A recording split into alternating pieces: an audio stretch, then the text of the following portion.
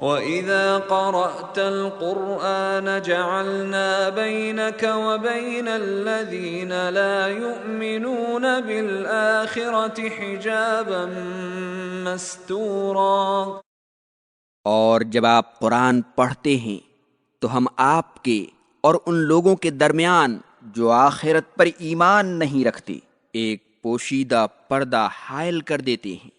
اس آیت کریمہ میں اللہ تعالیٰ نے خبر دی ہے کہ نبی کریم صلی اللہ علیہ وسلم جب قرآن کریم کی تلاوت کرتے ہیں تو جو مشرکین روز قیامت پر ایمان نہیں رکھتے ہیں اس سے کچھ بھی فائدہ حاصل نہیں کرتے ہیں۔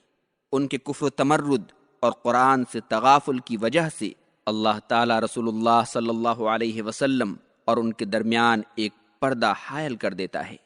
جس کی وجہ سے وہ رسول اللہ صلی اللہ علیہ وسلم کو نہیں دیکھ پاتے ہیں۔ حافظ سیوطی نے لکھا ہے کہ یہ آیت ان مشرکین کے بارے میں نازل ہوئی تھی جو رسول اللہ صلی اللہ علیہ وسلم کو قتل کرنا چاہتے تھے، جیسے ابو جہل اور ابو لہب کی بیوی ام جمیل وغیرہ۔ اور یہاں قرآن سے مراد یا تو مطلق قرآن ہے یا سورۃ النحل، الکہف اور الجاسیہ کی مشہور 3 آیتیں اولئک الذین طبع اللہ علی قلوبہم وسمعہم، النحل آیت 108، جعلنا علی قلوبہم اکنۃ ان یفقہوہ، الکہف آیت 57۔ افرأیت من اتخذ الہہ ہواہ واضلہ اللہ علی علم، الجاثیہ آیت 23۔ خطیب نے لکھا ہے کہ ان آیتوں کی برکت سے اللہ تعالی نبی کریم صلی اللہ علیہ وسلم کو مشرکین کی نگاہوں سے اوجھل کر دیتا تھا۔ قرطبی نے ان آیتوں کے ساتھ سورہ یاسین کی ابتدائی آیتوں کا فہم لا یبصرون تک اضافہ کیا ہے، اس لیے کہ روایات سے ثابت ہے کہ ہجرت کی رات اپنے گھر سے نکلتے وقت آپ انہی آیتوں کی تلاوت کرتے رہے اور دشمنوں کے سروں پر مٹی ڈالتے ہوئے نکل گئے اور کسی نے آپ کو نہیں دیکھا۔ وَجَعَلْنَا عَلَىٰ قُلُوبِهِمْ أَكِنَّةً أَن يَفْقَهُوهُ وَفِي آذَانِهِمْ وَقْرًا وَإِذَا ذَكَرْتَ رَبَّكَ فِي الْقُرْآنِ وَحْدَهُ وَلَّوْا عَلَىٰ أَدْبَارِهِمْ نُفُورًا۔ اور ان کے دلوں پر پردے ڈال دیتے ہیں تاکہ وہ اسے سمجھ نہ پائیں، اور ان کے کانوں میں ڈانٹ ڈال دیتے ہیں، اور جب آپ قرآن میں صرف اپنے رب کا ذکر کرتے ہیں تو وہ پیچھے مڑ کر بھاگ جاتے ہیں۔ اور اللہ تعالیٰ کافروں کے دلوں پر بہت دبیز پردہ ڈال دیتا ہے تاکہ وہ قرآن کو نہ سمجھ پائیں، اور ان کے کانوں کو بہرا کر دیتا ہے تاکہ وہ قرآن کو نہ سن پائیں۔ کافروں کی ایک بدترین خصلت یہ بھی تھی کہ وہ اللہ تعالیٰ کے ساتھ اپنے بتوں کا ذکر بھی سننا چاہتے تھے،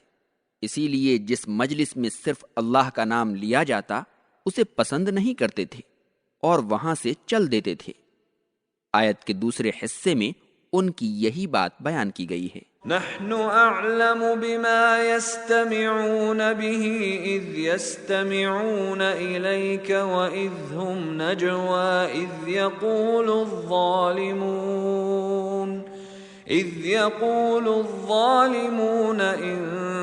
تتبعون الا رجلا مسحورا۔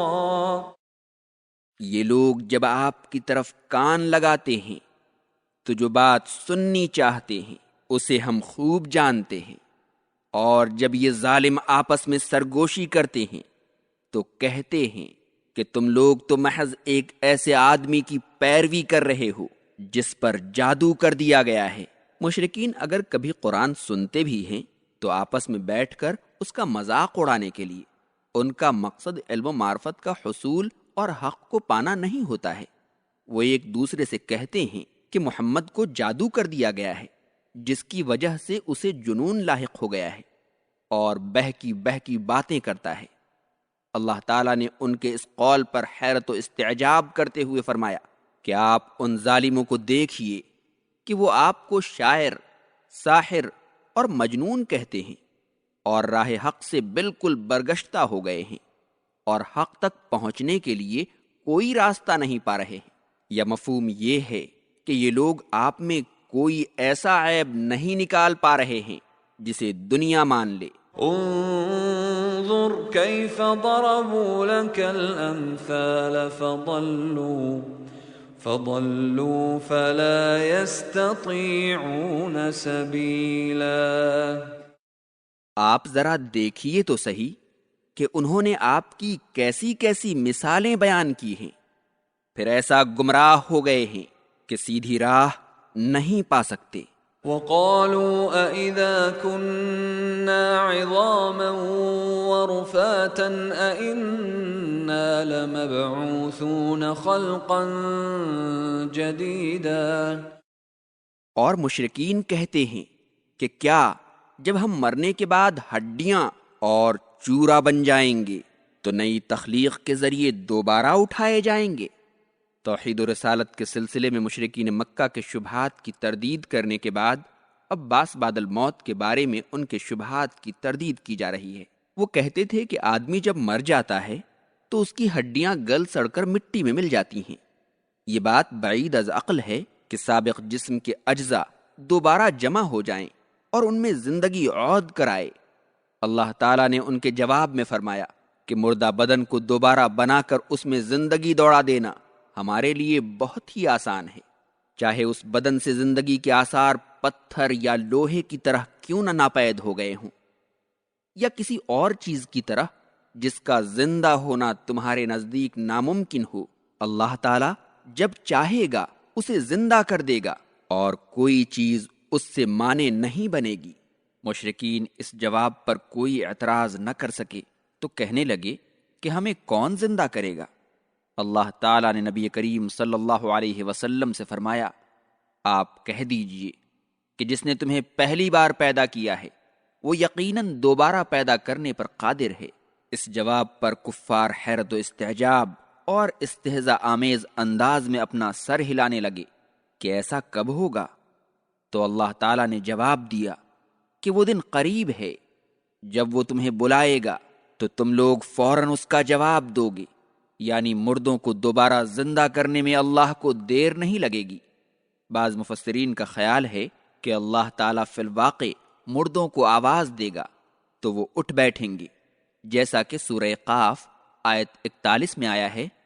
یوم ینادی المناد من مکان قریب، کہ جس دن پکارنے والا قریب سے پکارے گا۔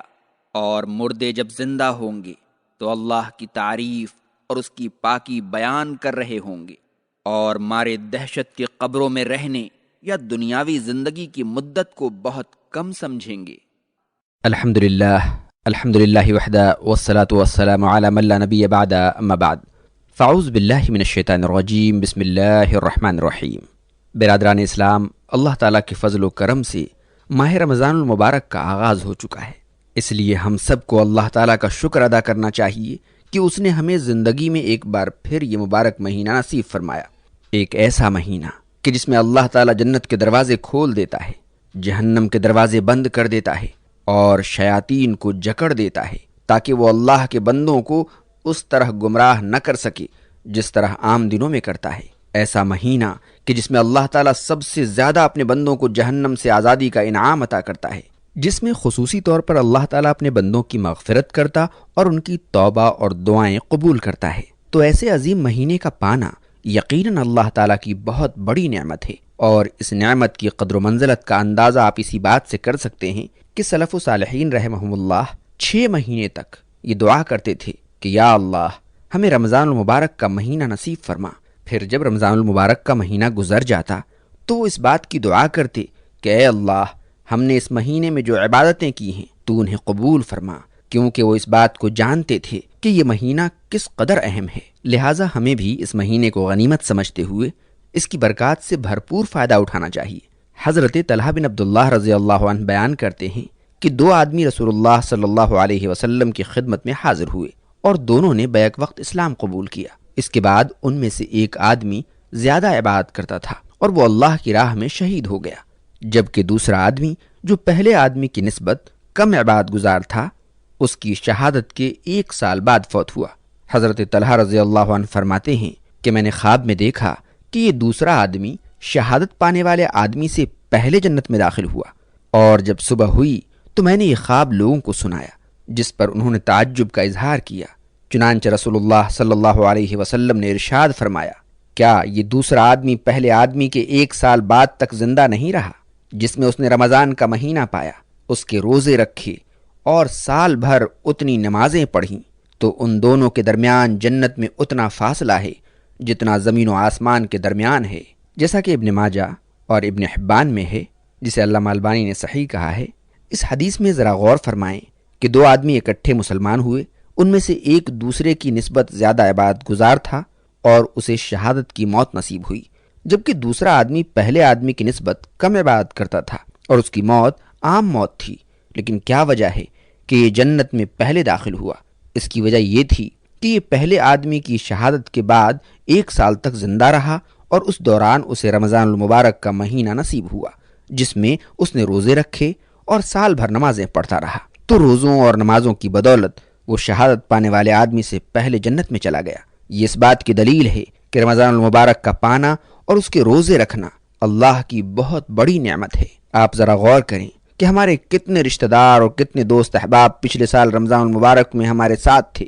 لیکن اس رمضان المبارک کے آنے سے پہلے ہی وہ اس دنیا فانی سے گزر گئے، رخصت ہو گئے، اور انہیں یہ مبارک مہینہ نصیب نہیں ہوا، جبکہ ہمیں اللہ تعالیٰ نے زندگی اور تندرستی دی اور یہ مبارک مہینہ نصیب فرما کر ہمیں ایک بار پھر موقع دیا کہ ہم تمام گناہوں سے سچی توبہ کر لیں اور اپنے خالق و مالک اللہ تعالیٰ کو راضی کر لیں۔ تو کیا یہ اللہ تعالیٰ کی بہت بڑی نعمت نہیں ہے؟ اور یہ بھی ہو سکتا ہے کہ یہ رمضان المبارک ہماری زندگی کا آخری رمضان ہو اور آئندہ رمضان کے آنے سے پہلے ہی ہم اس جہان فانی سے رخصت ہو جائیں، تو ہمیں یہ موقع غنیمت تصور کر کے اس کی برکات کو سمیٹنے کی بھرپور کوشش کرنی چاہیے۔ یہی وجہ ہے کہ جب رمضان المبارک کا مہینہ شروع ہوتا تو رسول اللہ صلی اللہ علیہ وسلم صحابہ اکرام رضوان اللہ علیہم اجمعین کو اس کے آنے کی بشارت سناتے اور انہیں مبارکباد دیتے، جیسا کہ حضرت ابو ہریرہ رضی اللہ عنہ روایت کرتے ہیں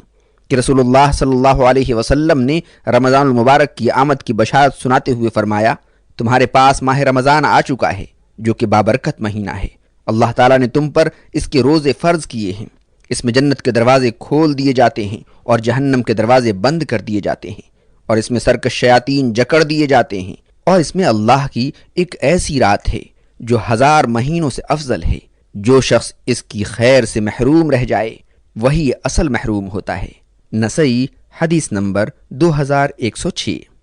حضرت ابو ہریرہ رضی اللہ عنہ سے روایت ہے کہ نبی کریم صلی اللہ علیہ وسلم نے فرمایا، جب کوئی بھولے سے کوئی چیز کھا پی لے